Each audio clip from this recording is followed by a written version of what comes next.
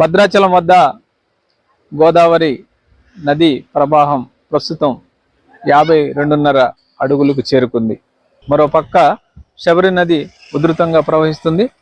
ప్రస్తుతం డొంకరాయి వద్ద సిలేరు నదిపై అంటే డొంకరాయి వద్ద డ్యామ్ గేట్లు మొత్తం 3 గేట్లు వదిలారని చెప్తున్నారు. దాంతో ఇప్పుడు మనకి శబరి నది ఉధృతంగా ప్రవహిస్తుంది. గంటకు ఈ గోదావరి శబరి నది పెరుగుతుండటంతో ఇప్పటికే చింతూరు మండల కేంద్రంతో అన్ని గ్రామాలకు కూడా రహదారులు ఎక్కడికక్కడ నిలిచిపోయాయి. చింతూరు నుంచి ఎటువైపు వెళ్ళటానికి కూడా దారి లేదు. చట్టి గ్రామాల వరకు మాత్రమే రహదారి సౌకర్యం ఉంది. చుట్టుపక్కల ఉన్నటువంటి అనేక గ్రామాలు కూడా నీట మునిగిపోయాయి. ప్రస్తుతం ఏ గ్రామం వెళ్ళాలన్నా ఎటువంటి దారి లేదు. కేవలం లాంచీ ప్రయాణం మాత్రమే చేయవలసి ఉంటుంది. అనేక గ్రామాలు ఇప్పటికీ గత 10 రోజులుగా మరి కురుస్తున్నటువంటి భారీ వర్షాలకు, అదేవిధంగా పొంగి పొర్లుతున్నటువంటి వాగులకు ఎటు దారి లేక ఎక్కడ గ్రామాలలో అక్కడే ప్రజలు ఎక్కడ గ్రామాలలో అక్కడే ఉన్నారు. పోలవరం ప్రాజెక్టు ముంపు ప్రాంతం ఇదంతా కూడా. ఈ ప్రాంతంలో మరి ఇప్పటికే పోలవరం ప్రాజెక్టును నిర్మించడానికి ఒక ఛాలెంజ్గా తీసుకున్నారు. మరి దాంతోపాటు ఈ ప్రాంతంలో మునిగిపోయేటటువంటి వాళ్ళందరికీ కూడా ముందుగానే పునర్వాసం కల్పించేసి ఈ ప్రాంతాలను ఖాళీ చేయిస్తే బాగుంటుంది. ఎందుకంటే ప్రతి చిన్న గోదావరికి కూడా అంటే పోలవరం బ్యాక్ వాటర్ రావటం కారణంగా ఈ ప్రాంతం అంతా కూడా తరచుగా మునిగిపోతుంది. ఎక్కడ కూడా పంట భూములు అనేది ఎక్కడ కూడా లేవు, అదంతా కూడా నీట మునిగే ఉన్నాయి. మరి భద్రాచలం దగ్గర 50 అడుగుల నీటి మట్టం ఉంటే ఈ ప్రాంతం అంతా కూడా మునిగిపోతుంది.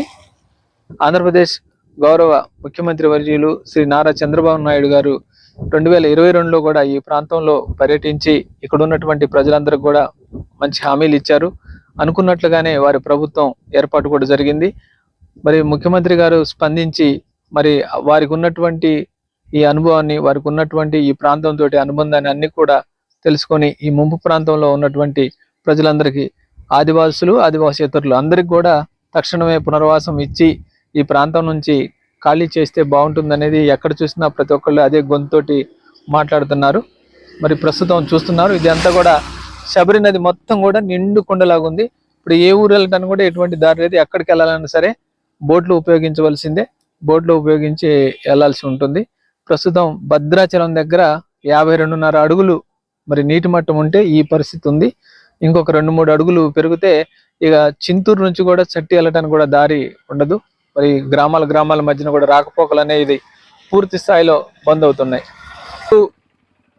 ఒడ్డు నుంచి చింతూరు గ్రామంలోకి వెళ్ళటానికి కొద్దిగా రహదారి ఉంది. ఇప్పుడు అది కూడా ప్రస్తుతం మునిగిపోతుంది. మరో అర్ధగంటలో పూర్తిగా రాకపోకలు అనేది అంటే మనుషులు అనేది నడుస్తున్నారు. ఇప్పుడు అది కూడా బంద్ అయిపోయింది. వరద అనేది ఉధృతంగా ప్రవహిస్తుంది. ఇలా ప్రవహించడం వలన అటు నుంచి ఇటే మార్గం లేదు. వాళ్ళంతా కూడా పైకి శబరి నది పైకి వచ్చేసి అటు నుంచి చింతూరు గ్రామంలోకి రావాల్సి ఉంటుంది.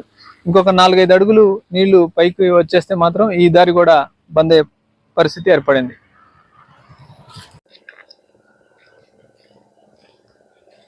కుయిగూరు వెళ్ళే రహదారి అంటే చింతూరు నుండి ఒరిస్సాలోకి వెళ్ళేటటువంటి ఇది జాతీయ రహదారి. ప్రస్తుతం ఈ జాతీయ రహదారి కూడా ఈ పోలవరం బ్యాక్ వాటర్ అంటే ఈ శబరి గోదావరి నదుల పోటుకటువంటి ఈ నీరంతా కూడా మన జాతీయ రహదారి మీదకి వచ్చింది. ఇది గత 10 రోజుల నుంచి కూడా ఈ రోడ్డు సౌకర్యం అనేది ఆగిపోయింది. దీనికి కేవలం ఇటు పక్కన ఉన్నటువంటి గ్రామాలకి ఎటువంటి సౌకర్యం లేదు. కేవలం చిన్న బోట్ల మీద ఈ చింతూరు చేరుకోవాల్సి ఉంటుంది. వాళ్ళకి ఎటువంటి ఎమర్జెన్సీ అయినప్పుడు కూడా ఈ చిన్న బోట్లే, ఇప్పుడు ఒక బోట్ వస్తుంది చూడండి, ఆ చిన్న బోటే వాళ్ళకి ఆధారం. అటు ఉన్నటువంటి కుయిగూరు, కల్లేరు మరి 4-5 గ్రామాలు ఉన్నాయి. ఆ గ్రామాలన్నిటికి కూడా మరి ఆధారం ఈ చిన్న బోట్లే. ఈ చిన్న బోట్ల మీద తప్పనిసరి పరిస్థితిలో ప్రయాణం చేస్తారు. ఇక్కడికి వస్తారు చిన్న బోట్లు. ఇప్పుడు వస్తుంది బోటు.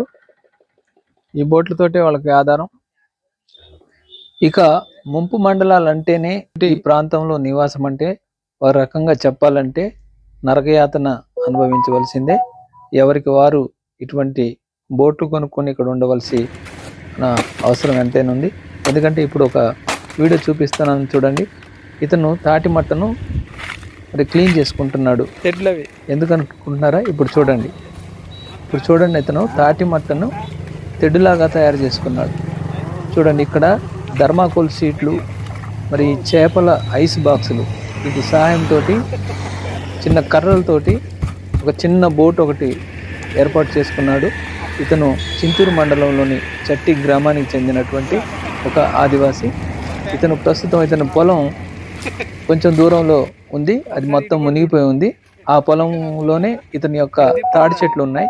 ముఖ్యంగా ఈ తాడి చెట్లని తాటికల్లు గీత కోసటం కొరకు ఇప్పుడు అక్కడికి ఇతను వెళ్తున్నాడు. ఇది ఇక్కడ ప్రస్తుత పరిస్థితి ఇలా ఉంది. అంటే ప్రతి ఒక్కళ్ళు కూడా ఎవరంతటికి వాళ్ళు మరి ఈ చిన్న చిన్న బోట్లు ఏర్పాటు చేసుకోవాల్సినటువంటి అవసరం నాకేదో కనిపిస్తుంది.